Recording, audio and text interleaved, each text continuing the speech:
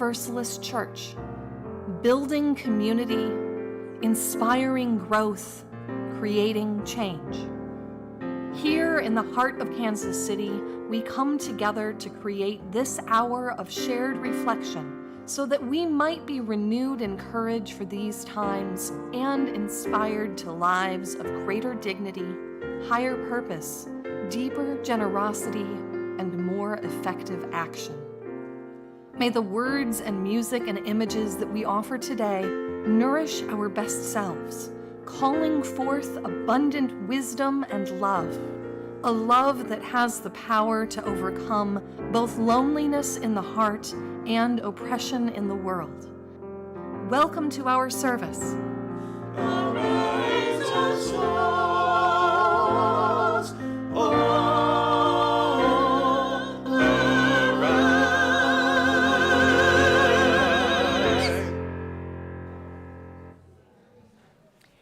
Welcome.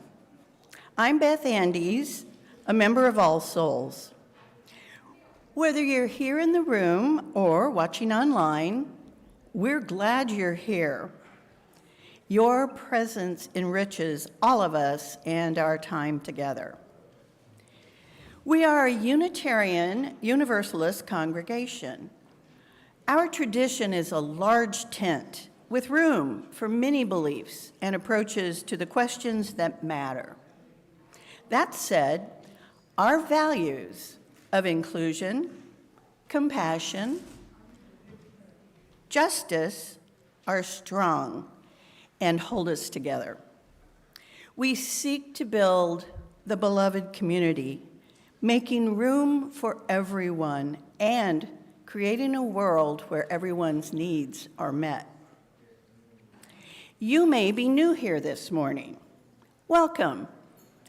I hope that you have visited the welcome table in the lobby where you can learn more about our congregation. Would All Souls members who would like to meet visitors, please raise your hands. All right, visitors, as you are comfortable, I encourage you to talk with any of the people who raised their hands.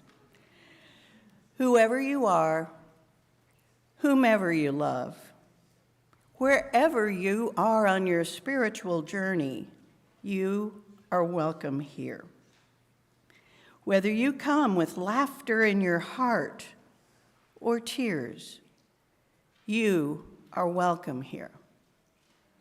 You are invited to join us with an open mind, a loving heart, and willing hands.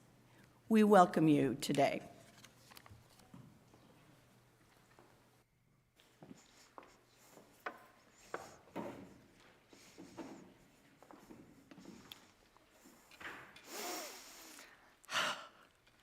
I am the Reverend Erin Dajka Holley.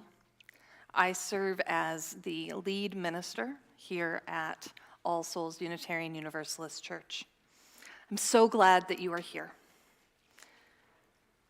I don't have my teleprompter and I don't know why. Thank you, Haley. I was happy to see so many of you last night at our annual auction. And I thank all of you for enjoying a fun night and supporting our church with your donations of items and services, as well as your bids and contributions. Thank you so much. I would also like to uplift for those of you who are new here and are considering joining. Next Sunday after the service, I will be leading a membership basics class, which is the next step towards becoming a member of this church. And you are welcome to join and learn more about what it means to be a member. Our opening words are by the Reverend Gretchen Haley. We are keepers of hope, holders of memory, storytellers and song weavers, pulling on this thread of truth, this other march of history that might otherwise fail to find its footing, that life is filled with kindness, bold beauty, courageous compassion, sacrifice for the common good, and a wide willingness to embrace neighbors and strangers as kin. We are here to do the work of hope, remembering the past, remembering ourselves, imagining our most possible future for this life that teeters too often on the edge of forgetting. We belong to each other. Bring all you are, every shadow, every light, every hope, every fear, for this radiant hour. Come. Let us be hope for each other. Come. Let us worship together.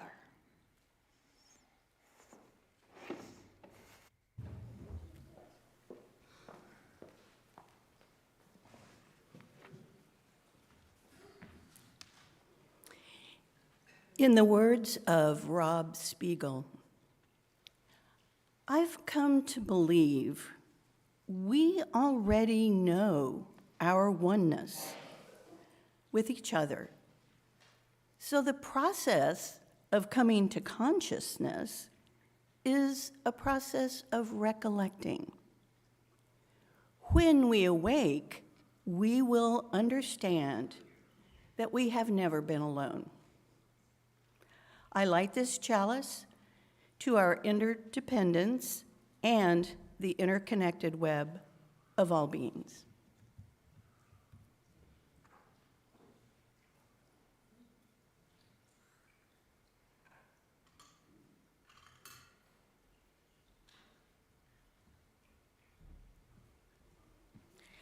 Please rise as you are willing and able for our covenant, and followed by the song, We'll Build a Land.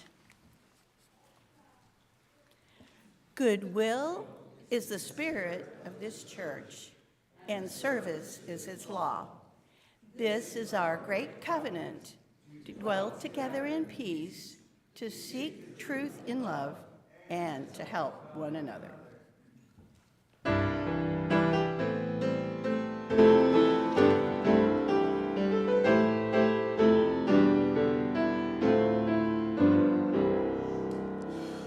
We'll build a land where we bind up the broken. We'll build a land where the captives go free, where the oil of gladness dissolves all mourning. Oh, we'll build a mist land that can be. Come build a land where people together, anointed by wisdom, may then create peace, where justice shall roll down like waters, and peace like an ever-flowing stream. Come build a land where the mantles of praises resound from spirits once faint and once weak. First and her people, oh come build a land, my people we seek. Come build a land where people together, anointed by wisdom, may then create peace, where justice shall roll down like waters, and peace like an ever-flowing stream.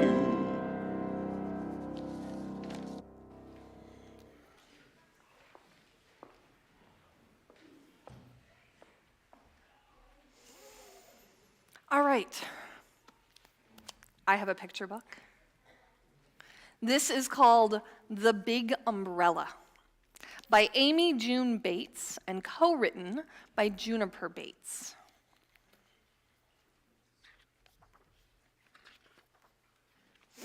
By the front door, There is an umbrella. It is big. It is a big, friendly umbrella. It likes to help. It likes to spread its arms wide. It loves to give shelter. It loves to gather people in. It doesn't matter if you're tall or hairy or plaid. It doesn't matter how many legs you have. Some people worry that there won't be enough room under the big umbrella. But the amazing thing is, there is.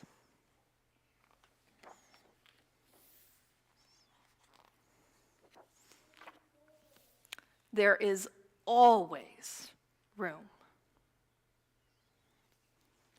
That is our story about how there is always room for more people, and that everyone, even if they're tall or hairy or plaid, fit under the umbrella. And that umbrella is beloved community. And so I shall invite our young people to leave for their classes this morning and let us sing them out.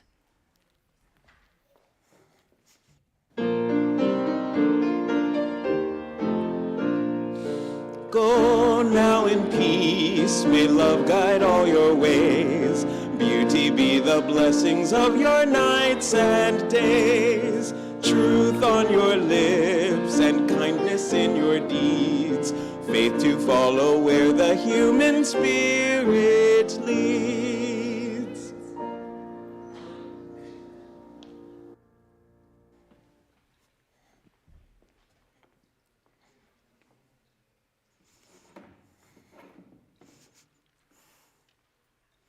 We give to remind ourselves how many gifts we have to offer.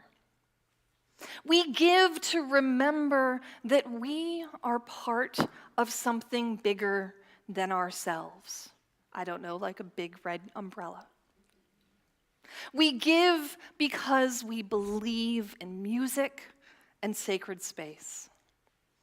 We give with the faith that together we have enough.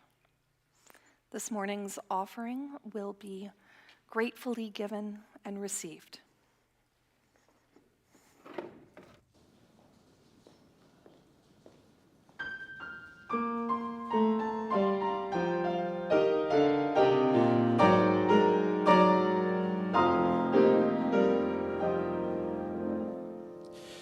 I was born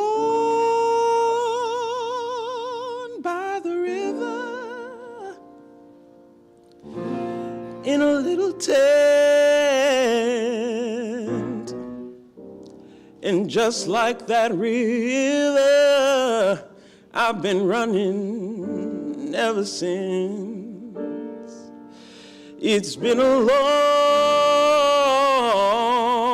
time coming, but I know a change is gonna come.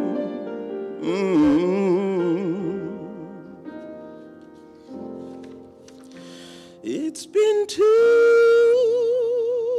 hard living, but I'm afraid to die, 'cause I don't know what's up there beyond the sky. It's been a long time coming, but I know a change is gonna come. I go to the movie and I go downtown. Somebody keep telling me, don't hang around. It's been a long time coming, but I know a change is gonna come. Yes, it will. Then I go to my brother and I say, brother, help me please. Then he winds up knocking me back down on my knees. There've been times that I thought I couldn't carry on, but now I think I'm able to carry on. It's been a long time coming, but I know a change is gonna come. Yes, it will. It's been a long time coming, but I know a change is gonna come.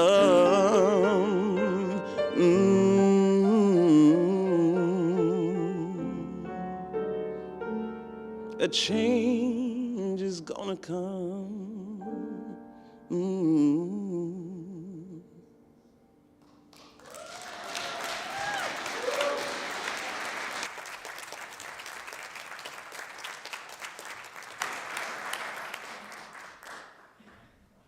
Wow, tough act to follow. Please join with me as we dedicate our offerings. We dedicate our offerings and our actions to the mission at the heart of this congregation, to build a respectful, caring community, to inspire personal and spiritual growth, and to create change toward a just and compassionate society.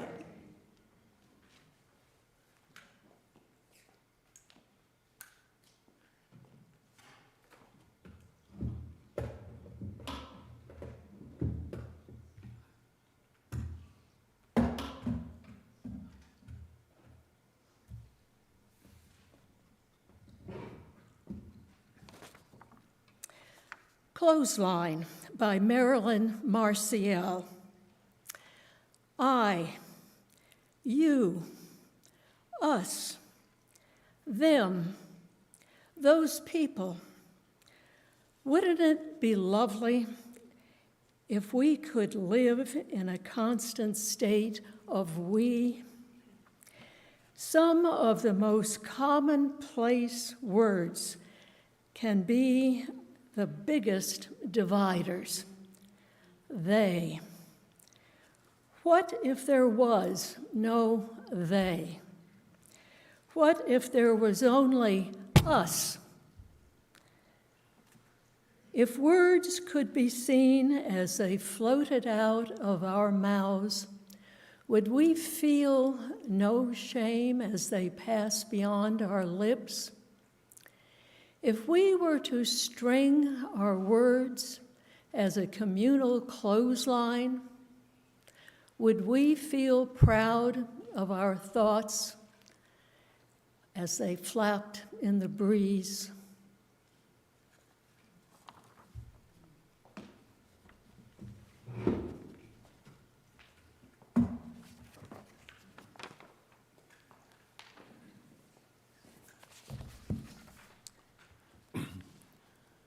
From Taking America Back for God by Andrew Whitehead and Samuel Perry. Simply put, Christian nationalism is a cultural framework, a collection of myths, traditions, symbols, narratives, and value systems that idealizes and advocates a fusion of Christianity with American civic life. But the Christianity of Christian nationalism is of a particular sort. We do not mean Christianity here as a general meta-category, including all expressions of Orthodox Christian theology. Nor do we use terms such as evangelicalism or white conservative Protestantism as synonyms for Christian nationalism. On the contrary, the Christianity of Christian nationalism represents something more than religion. It includes assumptions of nativism, white supremacy, patriarchy, heteronormative, along with divine sanction of authoritarian control and militarism. It is as ethnic and political as it is religious. Understood in this light, Christian nationalism contends that America has been and should always be distinctively Christian from top to bottom, in its self-identity, interpretations of its own history, sacred symbols, cherished values, and public policies. And it aims to keep it that way. Christian nationalism is a cultural framework that blurs distinctions between Christian identity and American identity, viewing the two as closely related and seeking to enhance and preserve their union. It is undergirded by identification with a conservative political orientation, though not necessarily a political party, Bible belief, premillennial visions of moral decay, and divine sanction for conquest. Finally, its conception of morality centers exclusively on fidelity to religion and fidelity to the nation.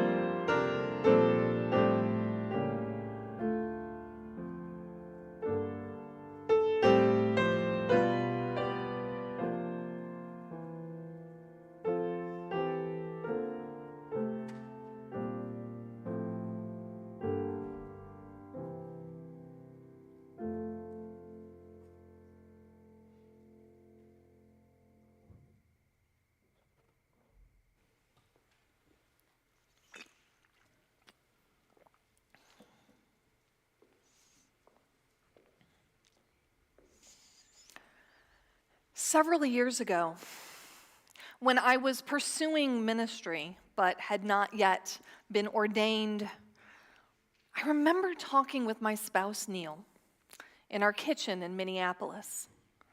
I remember leaning back against the stove, and I looked him in the eye, and I told him that part of my call to ministry is to protect the rights of those around us, to protest, to speak out, that it was possible that this call to side with love and justice could make me a target. I could be arrested. I could suffer from violence.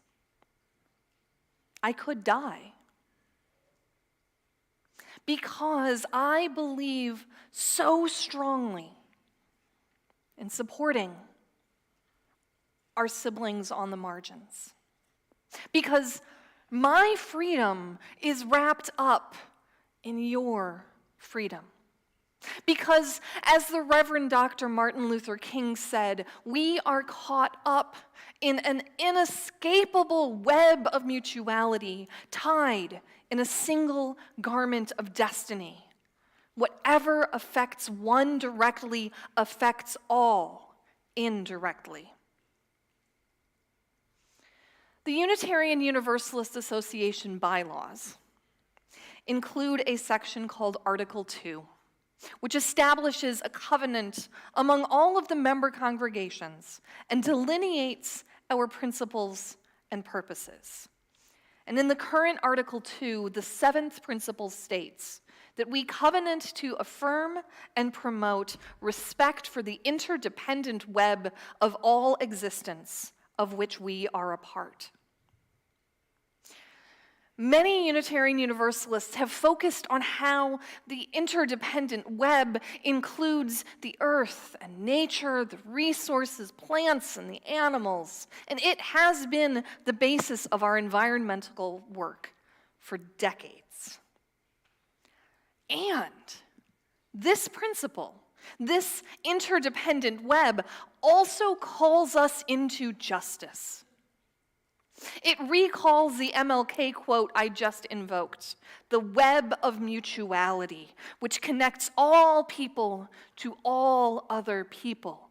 All of us are affected by one another, and only as all of us know freedom and prosperity will all of us know freedom and prosperity. Just as one group knows oppression, oppression affects me. Now, immediately following World War II, German Lutheran pastor and theologian Martin Niemöller, who had first supported the Nazis and then came to oppose them, said, "First they came for the socialists, and I did not speak out because I was not a socialist. Then they came for the trade unionists, and I did not speak out because I was not a trade unionist. And then they came for the Jews, and I did not speak out because I was not a Jew.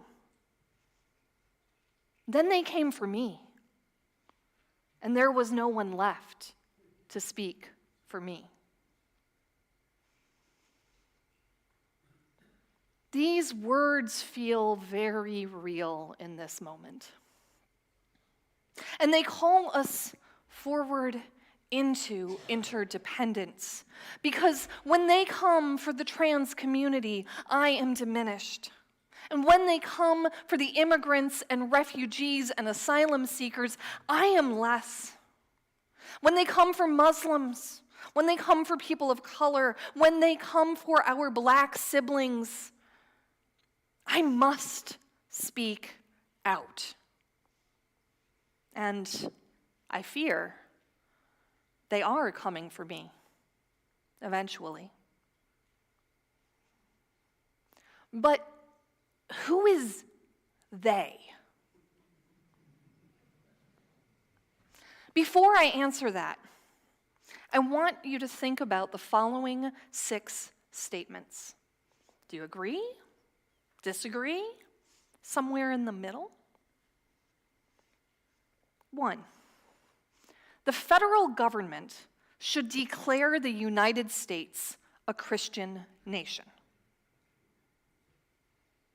2, the federal government should advocate Christian values. 3, the federal government should enforce strict separation of church and state. 4, the federal government should allow the display of religious symbols in public spaces. 5, the success of the United States is a part of God's plan. And 6, the federal government should allow prayer in public schools. In 2017, the Baylor Religion Survey asked 1,600 people from a multitude of demographics and locations in the US to respond to these 6 statements. Their responses could then be used to extrapolate the responders' relationship to Christian nationalism. And 4 categories emerged. Rejectors, who did not accept the statements. Resistors, who mostly disagreed with the statements. Accommodators, who somewhat agreed with the statements. And ambassadors, who wholeheartedly agreed with the statements. And I will point out that number 3 was a reverse thing. Okay, you probably caught that. So, the answer this morning to who is they, at least for now, Christian nationalists. As you heard in the reading from Taking America Back for God by Andrew Whitehead and Samuel Perry, Christian nationalism is a cultural framework that idealizes and advocates a fusion of Christianity with American civic life. It is a way of experiencing and viewing the US that puts Christianity at the center. It equates Christianity with the nation. And it's not a specific denomination, but an idea of Christianity based in conservatism and hierarchies. A Christianity that divides the us from the them. A Christianity that is infallible and allows for the claiming of power. For Christian nationalism is more about claiming or reclaiming power that is felt to have been lost. In carefully considering the data provided by the 2017 Baylor Religion Survey, Whitehead and Perry found that not all evangelical Christians are Christian nationalists. And not all Christian nationalists are evangelical Christians, although there are more evangelical Christians than other religious traditions amongst the number. So despite a connection between Christian nationalism and racism, people of color are among those who leaned toward the Christian nationalist end.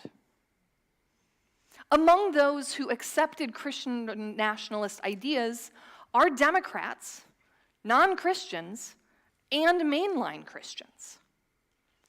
So Christian nationalism is not a monolith. And I want us to remember that because its ideas permeate our society. And it seems so reasonable to the people who accept it. Given that Christian nationalist movements have occurred multiple times in our nation's history, is it really a surprise that many would believe that our country was founded as a Christian nation? You have to be taught to know, or be old enough, that under God wasn't added to the Pledge of Allegiance until the McCarthy era. And I was in seminary before I knew that a bunch of the so-called founding fathers were deists, which does best describe Thomas Jefferson, as much as we like to claim him as a Unitarian. He never joined a Unitarian church. He was a deist. But our money also states, "In God we trust." So when several politicians and preachers speak openly and casually about our country having been founded as a Christian nation, it's easy to believe them. And then how much of a logical step is it to then believe, especially if you are Christian, that God plans for the success of the United States? That we should use Christian values to inform our laws? Especially when we consider people who fall into the acceptance category, the one that leans more toward Christian nationalism than away, without fully accepting it. These assertions could make sense and seem to be true. And many of the people in this category that Whitehead and Perry interviewed asserted that they accept that other people believe different things and should have the right to. However, they also only considered their own lens around the issue.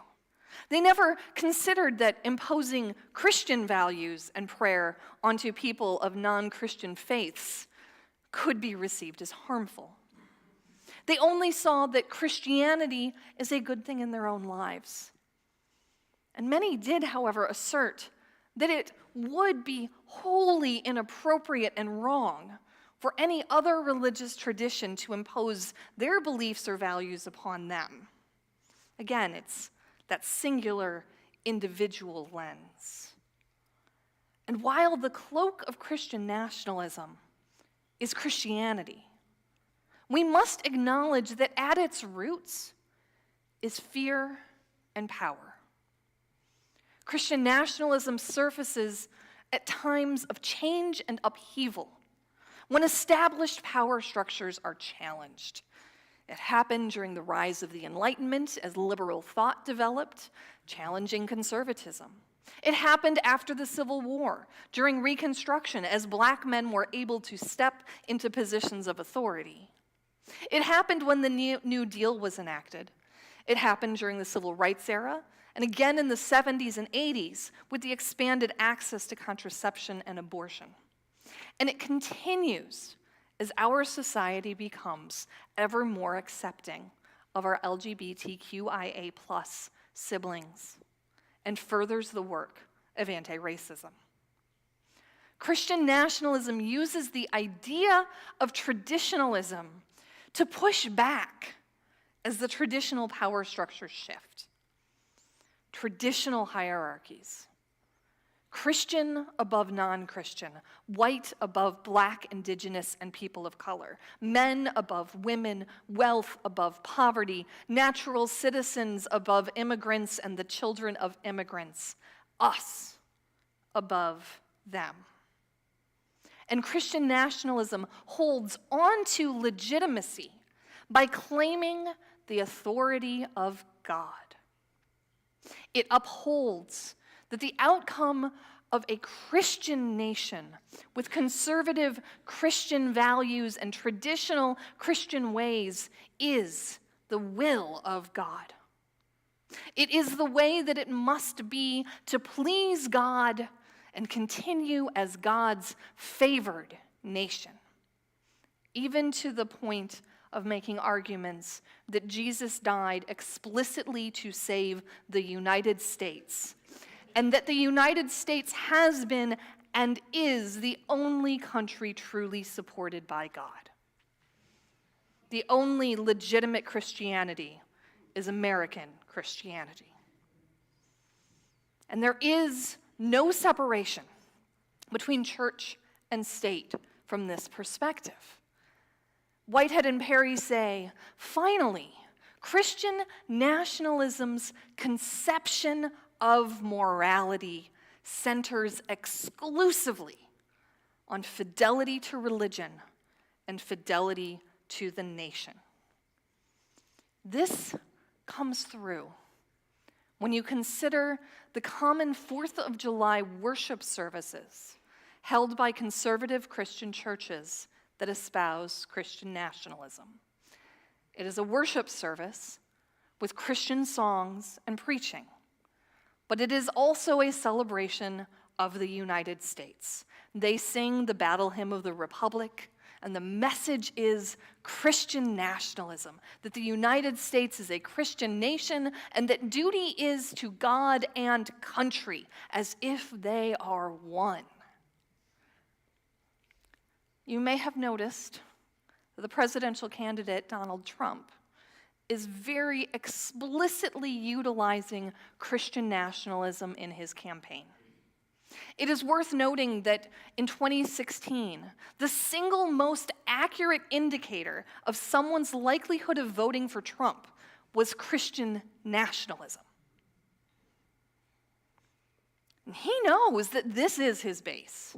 And so you have seen a progression of more and more explicit Christian nationalism in his rhetoric and rallies. Now, rallies end with church-like music and a somber tone as people raise their hands in the air and bow their heads as if in worship while listening to Trump speak in reverent tones about the country. Going to a Trump rally is going to church. Christianity and our country, one and the same. And Christian nationalists genuinely do not care whether the political leaders they support are good people with integrity and clear morals. They do not care. Because the end they seek is the embodiment of a Christian nation, of clear hierarchies based in what they believe are traditional Christian values. The means to this end do not matter as long as the end is reached. And even with their book published before the 2020 election, Whitehead and Perry clearly state that pointing out Trump's moral failings and dishonesty will never change the minds of Trump supporters, of Christian nationalists. They have their narrative of what the country must be, and Trump has promised to bring it to fruition. He is their savior to that end, and they will continue to worship him as such, no matter what he does, no matter how many times he is charged or even potentially found guilty. It does not matter. Christian nationalists will continue to limit the rights of others in the name of freedom. Freedom belongs to them. The true Black, Indigenous, and people of color are not true Americans. Immigrants are not true Americans. Non-Christians are not true Americans. LGBTQIA+ people are not true Americans. People with disabilities are not true Americans. Liberals like us, who seek to maintain the separation of church and state and to build a beloved community based in equity and justice, are not true Americans. And so for Christian nationalists, whatever means establish the complete power of God, which is enacted by the right kinds of Christians, are good for America, even if they hurt so many identities of people. Because the promise of freedom, of peace, liberty, and justice belongs to true Americans. You may be in a privileged place where they have not yet come for you. I have personally felt the reality of the abortion ban. Some of you here and those you love have personally felt the fears of bathroom bans and barriers to transition. As we do our best to further anti-racism in our community, the whole state voted to continue to control our city's policing by requiring so much more spending year after year. Our faith asserts the worthiness and dignity of every person. Our faith asserts support of democracy. Our faith seeks justice for all. And we know that all of us are connected, all of us within our church and far beyond its walls. Our destinies are tangled together. And only through our action, through our speaking out, through our showing up, can we assert that this is not a Christian nation. This has never been a Christian nation. If we believe in God, and I know many of us do not, but if we were to, we would know that God loves all of creation. Christians and Muslims and Sikhs and the humanists and atheists and all traditions in between. That holy blessings belong to all nations. As a faith, we reject Christian nationalism. It is contrary to our values. And so, I ask you to show up in our parking lot at 11:30 on Thursday, April 18th, to together join a demonstration held by More Squared to reject Christian nationalism in the name of beloved community. The demonstration itself will be at the Mill Creek Park Fountain. Showing up, adding your body to the crowd, shows everyone, including the news media, that Christian nationalism is a threat to our democracy, our community, our nation. We will support the true narrative of a country founded on the principle of plurality, of a nation of immigrants, of the truth that all people are created equal. We seek the beloved community, where the needs of all come together through love. May it be so.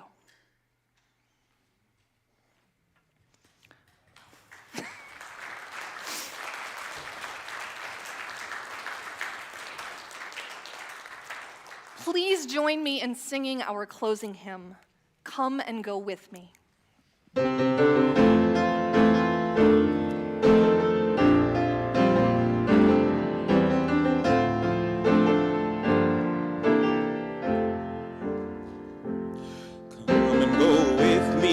That land, come and go with me to that land. Come and go with me to that land where I'm bound, where I'm bound.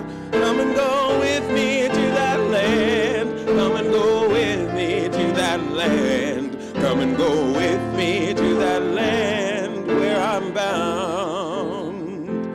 There'll be freedom in that land. There'll be freedom in that land. There'll be freedom in that land where I'm bound, where I'm bound. There'll be freedom in that land. There'll be freedom in that land. There'll be freedom in that land where I'm bound.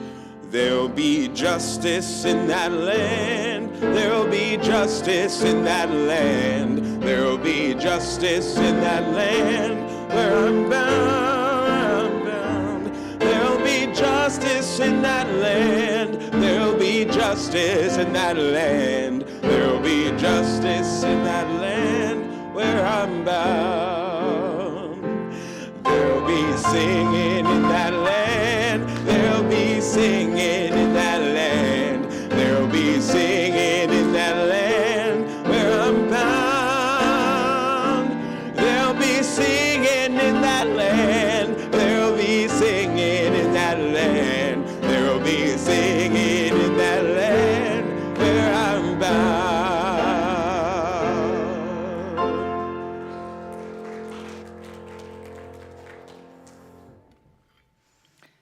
We release this flame, but not the light of truth, the warmth of community, or the fire of commitment. These we carry in our hearts until we are together again. Through the love of all things, the love of all people, our hearts extend far beyond these walls, knowing that the beloved community is possible. And so go, taking love with you, never alone. Amen.